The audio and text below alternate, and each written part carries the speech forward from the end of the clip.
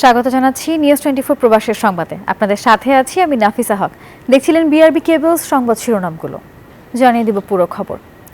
দেশে এসে রিনিউ করা পাসপোর্ট নিয়ে ভোগান্তিতে পড়ছেন মালদ্বীপ প্রবাসীরা। আগের তথ্যের সঙ্গে মিল না থাকায় বিমানবন্দর থেকেই দেশে ফেরত আসছেন অনেকে। এমন অবস্থায় ছুটিতে যাওয়ার আগে মালদ্বীপে অবস্থিত বাংলাদেশ হাই কমিশনের কাছ থেকে পাসপোর্ট রিনিউ করার পরামর্শ দিচ্ছে দূতাবাস।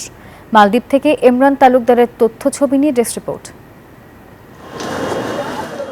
মালদ্বীপ থেকে বাংলাদেশে ছুটিতে গিয়ে নাম ঠিকানা আর বয়স পরিবর্তন করে পাসপোর্ট রিনিউ করছেন অনেক প্রবাসী বাংলাদেশিরা। এতে কর্মস্থলে ফিরতে গিয়ে বিপাকে পড়ছেন অনেকে।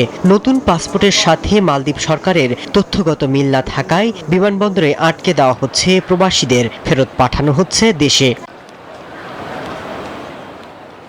বাংলাদেশ দূতাবাস বলছে যেসব কর্মীরা দেশে গিয়ে পাসপোর্ট নবায়ন করার ইচ্ছে রয়েছে তাদেরকে মালদ্বীপে অবস্থিত বাংলাদেশ হাই কমিশনে পাসপোর্ট রিনিউ করে নিতে হবে এবং সংশোধিত পাসপোর্টের মাধ্যমে মালদ্বীপ ইমিগ্রেশন থেকে ভিসা সংশোধন করে নিতে হবে। অন্যথায় ভিসার জটিলতায় বড় ধরনের ক্ষতির মুখে পড়তে হবে।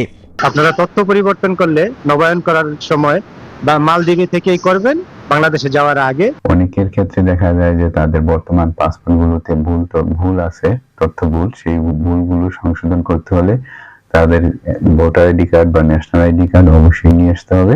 এসব অনাকাঙ্ক্ষিত সমস্যার সমাধানের লক্ষ্যে পাসপোর্ট রিনিউ করার ক্ষেত্রে রাজধানীর বাইরে গুরুত্বপূর্ণ শহরগুলোতে এবং বাংলাদেশি প্রবাসী বসবাসরত জনবহুল স্থানে ভ্রাম্যমাণ ই পাসপোর্ট সেবা চালু করেছে বাংলাদেশ দূতাবাস।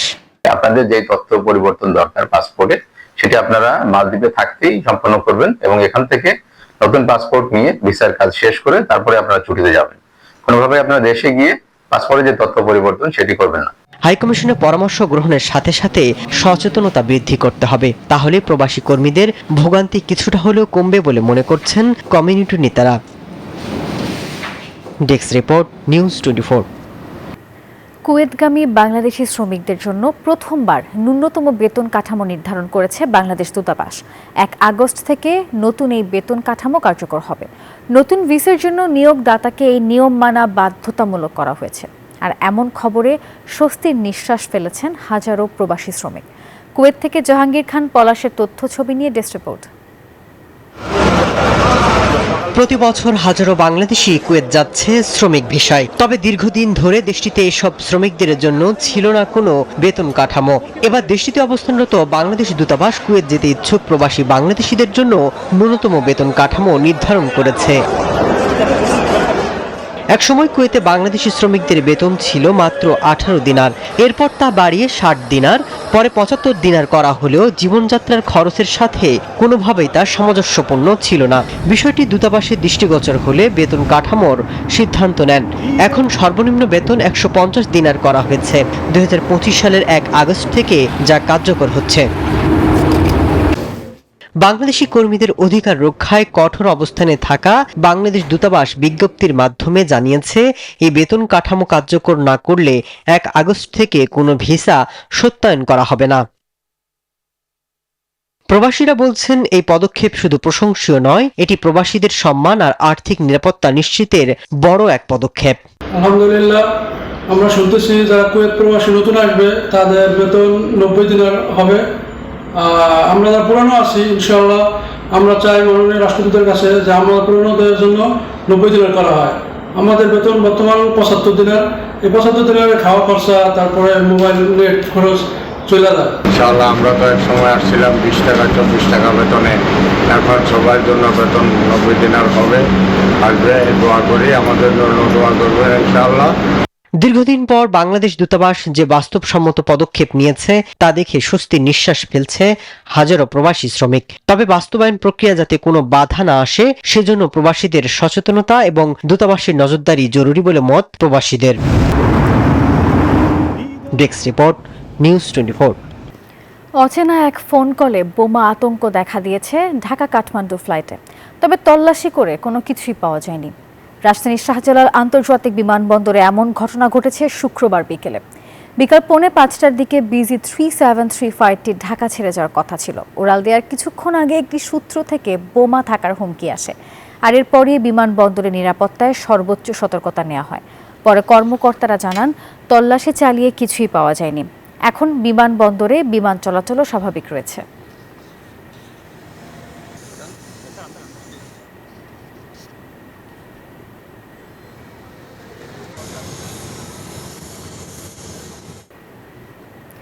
যুক্তরাষ্ট্রের বাড়তি শুল্ক বিশ্ব অর্থনীতিতে ঝুঁকি বাড়াচ্ছে বলে মনে করেন আসিয়ান নেতারা। এক যৌথ বিবৃতিতে তারা বলেন, এই শুল্ক বিশ্ব ব্যবস্থাকে আরও উৎপাদন বিমুখ করে তুলবে। বিশ্বজুড়ে স্বচ্ছ ও বহুমুখী বাণিজ্য ব্যবস্থা গড়ে তোলার তাগিদ দিয়েছেন তারা। শুক্রবার মালয়েশিয়ার কুয়ালালামপুরে জোটভুক্ত দেশগুলোর পররাষ্ট্রমন্ত্রীদের সম্মেলন শেষে এই যৌথ ঘোষণা আসে। আসিয়ান দেশগুলোর উপর যখন বাড়ছে মার্কিন শুল্কের চাপ, ঠিক এমন সময় মালয়েশিয়ার কুয়ালালামপুরে বৈঠকে বসেন জোটভুক্ত দেশগুলোর পররাষ্ট্রমন্ত্রীরা। সম্মেলনের মূল বিষয় হয়ে ওঠে যুক্তরাষ্ট্রের একতরফা শুল্ক। কিভাবে এই শুল্ক মোকাবেলা করা যায় তা নিয়ে জোরালো আলোচনা চলে। ক্ষোভ আর উদ্বেগ জানান নেতারা। এই অঞ্চলে আমাদের এক ঝড়ের মধ্য দিয়ে যেতে হচ্ছে। বড় শক্তিগুলোর সাথে টিকে থাকা এখন বড় চ্যালেঞ্জ। সম্মেলনে এশিয়ার দেশগুলোকে ঐক্যের বার্তা দেন চীনের পররাষ্ট্রমন্ত্রী ওয়াং ই। এই মুহূর্তে আমাদের এক হওয়া ছাড়া কোনো উপায় নেই। আমরা যত একসাথে কাজ করব ততটাই যুক্তরাষ্ট্রের একতরফা সিদ্ধান্ত ভেঙে পড়বে। সম্মেলনে যোগ দেন মার্কিন পররাষ্ট্রমন্ত্রী মার্ক রুবিও। চীনের পররাষ্ট্রমন্ত্রীর সাথে বৈঠক করেন। পরে জানান আসিয়ানের পাশে থাকবে ওয়াশিংটন।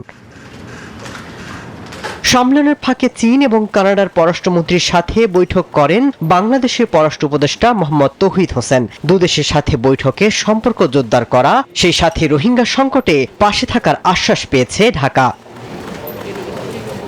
মাসুদ রানা, নিউজ 24। বর্ণাঢ্য আয়োজনে লন্ডন এন্টারপ্রাইজ একাডেমির 11তম বার্ষিক পুরস্কার বিতরণী অনুষ্ঠান অনুষ্ঠিত হয়েছে।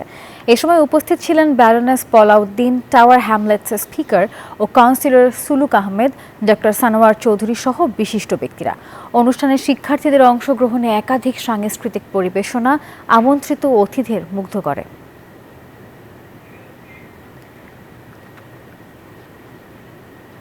প্রবাসের সংবাদে বিরতি নিচ্ছি, সঙ্গেই থাকুন। প্রবাসের সংবাদে আরও একবার স্বাগত। রাজধানীর মিটফোর্ড হাসপাতালের সামনে হত্যাকাণ্ডের ঘটনায় কঠোর ব্যবস্থা নেওয়ার পরও বিচ্ছিন্ন ঘটনায় বিএনপির উপর দায় চাপানো অপরাজনীতি বলে মন্তব্য করেছেন বিএনপির স্থায়ী কমিটির সদস্য সালাউদ্দিন আহমেদ। শুক্রবার রাতে তিনি বলেন, কোনো রকম অনাচার সহ্য করা হবে না, তা সে যে পর্যায়ের নেতাই হোক না কেন। আমরা এই ঘটনার এত সিরিয়াস ব্যবস্থা নিয়েছি। আমরা এফআইআর এর কাগজটা হাতে পেয়েছি এবং আইন শৃঙ্খলা বাহিনীকে আমরা অনুরোধ করেছি যাতে গ্রেফতার, তদন্ত এবং কঠোর আইনানুগ ব্যবস্থা নিশ্চিত করার জন্য। বিভিন্ন বিচ্ছিন্ন ঘটনার দায় দায়িত্ব দলের উপরে চাপানোর একটা অপরাজনীতি আমরা দেখতে পাচ্ছি এবং এটা আমার মনে হয় একটা নোংরা রাজনীতির চর্চা। জাতীয় নাগরিক পার্টির আহ্বায়ক নাহিদ ইসলাম বলেছেন, গণ অভ্যুত্থানের পরও চাঁদার দাবিতে ব্যবসায়ীকে হত্যার ঘটনা দুঃখজনক। চাঁদাবাজ ও সন্ত্রাসীদের বিরুদ্ধে রাজপথে নামতে হবে। শুক্রবার রাতে খুলনার শিববাড়ি মোড়ে পথসভায় তিনি এই মন্তব্য করেন।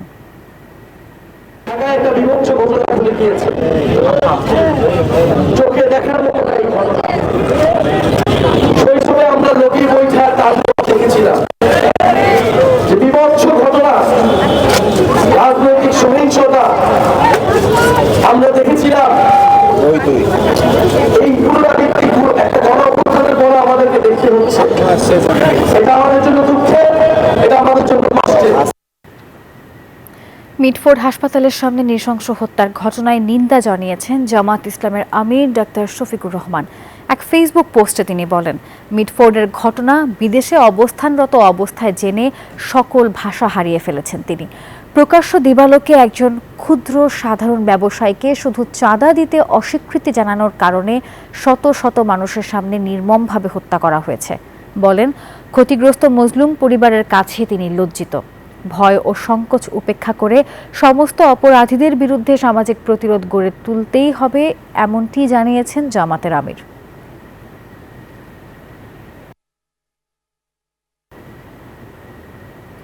রাজধানীর পুরান ঢাকায় নৃশংস হত্যাকাণ্ডের প্রতিবাদে ঢাকা, রাজশাহী ও চট্টগ্রাম সহ দেশের বিভিন্ন স্থানে বিক্ষোভ মিছিল হয়েছে।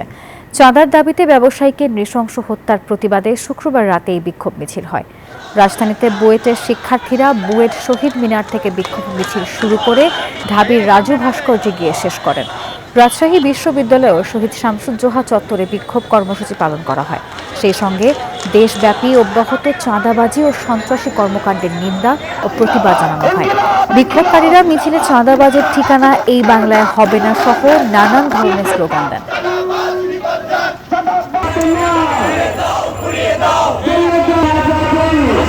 ১২২ কিলোমিটার বন্যা নিয়ন্ত্রণ বাঁধের অন্তত ২০টি স্থানেই ভাঙনের ফলে পানিতে ভাসছে ফেনীবাসী। গত ১৫ বছর ধরে এর কোনো সংস্কার হয়নি। দুর্যোগের মধ্যেও ত্রাণ নয় বরং ৬টি বাঁধ সংস্কার করে স্থায়ী সমাধান চাচ্ছেন স্থানীয়রা। বাঁধ সংস্কারের পরিকল্পনা নেওয়ার কথা জানিয়েছেন পানি উন্নয়ন বোর্ড। মঞ্জুর রহমানের ক্যামেরায় ফেনী থেকে আরিফুল ইসলামের রিপোর্টে বিস্তারিত। এটি ফেনীর মুহুরী নদীর বাঁধ ভাঙার চিত্র। গত বছরও এ বাঁধ ক্ষতিগ্রস্ত হয়, এবারও একই দশা। মুহুরী, সিলুনিয়া ও কহুয়া নদীর পাশে ৬টি বন্যা নিয়ন্ত্রণ বাঁধ রয়েছে।